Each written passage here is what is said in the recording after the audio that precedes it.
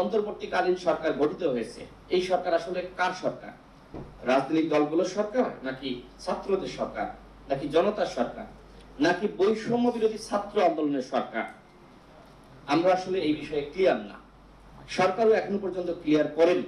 এখানে মাননীয় একজন উপদেষ্টা আছেন, তার সাথে আমরা সংলাপে বসেছিলাম।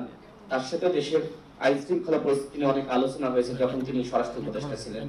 দুঃখের সাথে বলতে হয়, দেখেন, একজন স্বরাষ্ট্র উপদেষ্টার দায়িত্ব পেলেন, তার একটি বক্তব্যকে কেন্দ্র করে তাকে সেই জায়গা থেকে সরিয়ে দেওয়া হলো।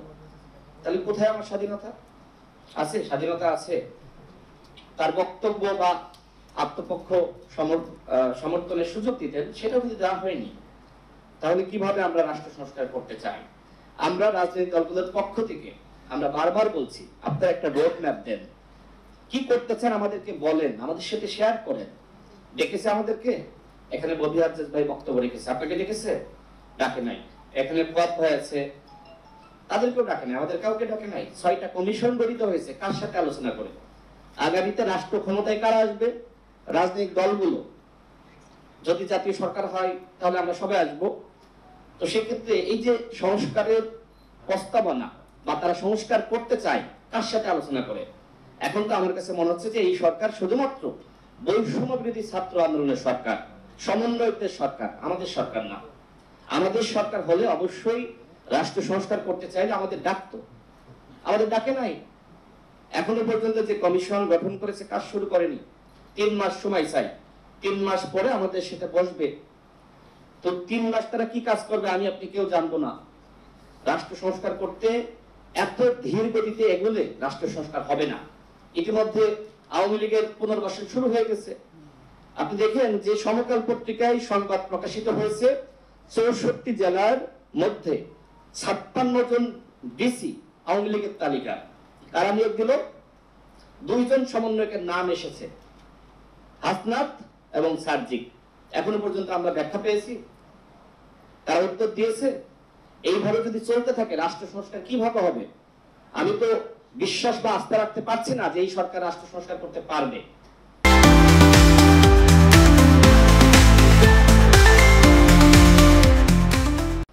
তাদের সক্ষমতার দুর্বলতার আমার কাছে আমার চোখের সামনে মনে হচ্ছে যে তাদের সক্ষমতার ঘাটতি আছে, যথেষ্ট দুর্বলতা পরিলক্ষিত হচ্ছে।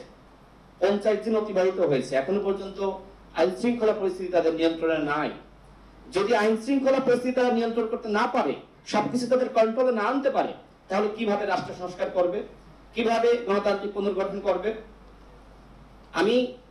আমার কাছে একটি আতঙ্ক কাজ করছে। 1-11 আমরা দেখেছি যে সময় তত্ত্বাবধায়ক সরকার আসলো, ফাংশন করতে পারেনি, তখন কিন্তু 1-11 হয়েছে ফখরুদ্দিন মনিউদ্দিনের সরকার। ঠিক একইভাবে ডক্টর ইউনূস স্যারের নেতৃত্বে যে সরকার এখন গঠিত হয়েছে, তারা যদি ফাংশন করতে না পারে, সবকিছু কন্ট্রোল করতে না পারে, তাহলে স্বাভাবিকভাবে আরেকটি 1-11 হবে।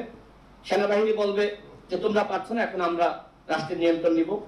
খুব অস্বাভাবিক, খুব তিক্ত লাগছে, খুব কঠিন লাগছে শুনতে, কিন্তু এটি সত্য। এই সরকার যদি আগামী 1 মাসের মধ্যে সবকিছু নিয়ন্ত্রণ করতে না পারে, তাদের নিয়ন্ত্রণে সবকিছু না যায়, তাহলে আরেকটি 1-11 হবে, হওয়ার সম্ভাবনা রয়েছে। সেই জায়গা থেকে আমরা যেটি মনে করি যে অন্তর্বর্তীকালীন সরকারের উচিত দলগুলো সহযোগিতা নেওয়া, একই সাথে সিজিএস সহ যে সকল সংগঠন রয়েছে যারা রাজনীতি নিয়ে দেশ নিয়ে ভাবে, তাদের সহযোগিতা নেওয়া। আমি যতদূর জানি যে কারোর সহযোগিতা নিচ্ছে না। আমাদের প্রফেসর ইউনূস স্যার, যেটি একজন ছাত্র আন্দোলনের নেতা, বলেছেন যে সর্বত্র সব জায়গায় বলছেন যে ছাত্ররা আমাদের নিয়োগ দিয়েছে। এমনকি জাতিসংঘ গিয়েও তিনি একই কথা বলেছেন যে ছাত্র জনতার সরকার। কিন্তু রাজনৈতিক দলগুলো পিছন থেকে যে ধরনের ভূমিকা রেখেছে, সেই ভূমিকা কোথায়? সেই ভূমিকা কোথাও তুলে ধরা হচ্ছে না।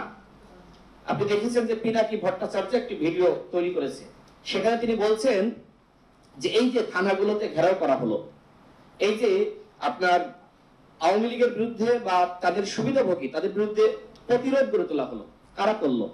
2 জন সমন্বয়ক আইনমন্ত্রী আনিসুল হকের সাথে সাক্ষাৎ করে বলেছিল আমরা দায় নিব না, হত্যাকাণ্ডের কোনো দায় নিব না। একটি বিপ্লবে এই ধরনের ঘটনা ঘটে, তাহলে এই ঘটনা কারা ঘটালো? কোন অসংগঠিত শক্তি এই ধরনের ঘটনা ঘটাতে পারে? রাজনৈতিক দলগুলো সংগঠিত শক্তি, সুতরাং তাদের প্রতিরোধ জনতার সাথে নিয়ে সম্মিলিত প্রচেষ্টায় কিন্তু এই ধরনের ঘটনা ঘটেছে।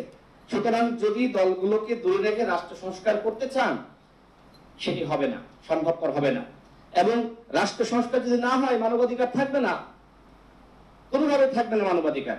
এখনো পর্যন্ত অন্তর্বর্তীকালীন সরকার সেই 626 জনের নাম প্রকাশ করেনি। তারা যদি পালিয়ে যায়, এর দায়ভার কাদের? যদি সেখান থেকে মুক্ত হয়ে পালিয়ে যায়, আমি ধরে নিলাম যে ওবায়দুল কাদের সেখানে ছিল সেই 626 জনের মধ্যে, তাহলে ওবায়দুল কাদের যদি সেখান থেকে বের হয়ে এসে পরবর্তীতে বর্ডার ক্রস করে পালিয়ে যায়, দায়ভার কাদের? সেনাবাহিনীকে নিতে হবে, ডক্টর ইউনূসকে নিতে হবে। আমরা সেই বিষয়ে কোনো আলোচনা দেখছি না। আওয়ামী লীগের হাইকমান্ডের এখনো পর্যন্ত একজনকে গ্রেপ্তার করা হয়নি। শেখ পরিবারের এতগুলো এমপি ছিল, কাউকে গ্রেপ্তার করেছে? অপরাধীদেরকে গ্রেপ্তার না করলে, যথাযথ শাস্তি না দিলে বাংলাদেশে মানবাধিকার প্রতিষ্ঠা পাবে না।